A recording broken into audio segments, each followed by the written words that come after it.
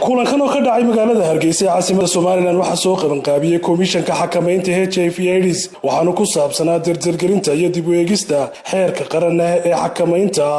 xanuunka HIV/AIDS iyo ka hortagga xanuunkaasi iyo siyaasadda qaran ee xakamaynta xanuunkaasi HIV/AIDS waxa kulankani uu socon doonaa muddo 2 cisho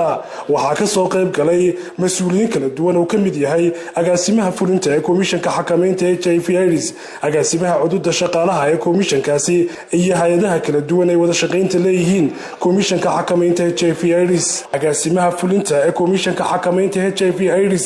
waxa aanu furay kulankani sidoo kale waxa uu ka warbixiyay faa'iidada uu kulankani leeyahay waxaana hadaladiisii ka mid ahaa waxaan kulay maanta halkan isku nimidnay boorka hortiina yaala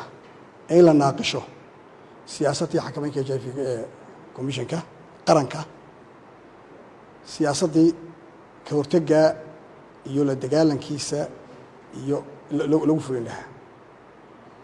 siyaasaddaasi maaha mid cusub maaha waa mid horey loo sameeyey horey baa loo diyaariyey waqti badan baa horaa ku baxay waxaa ku baxay dhaqaalaa ku baxay maskax baa ku baxday aada loo diyaariyo qurux badan weeye waxaynu u baahannahay inaynu dib u eegno oo wax ka bedel iyo kaabis intaba lagu daray wixii lagu dheedo ka dhimay la arkaan lagu daro wixii aan ku habboon la arkaan laga saaro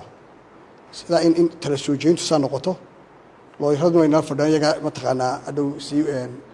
sharci ahaan u sii eegi doona insha allahu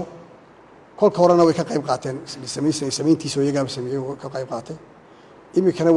way nagala qayb qaadanayaan aada iyo aad baan ii soo dhaweynayaa waad ku mahadsantihiin maatiinkiina ka soo qaybgalkiina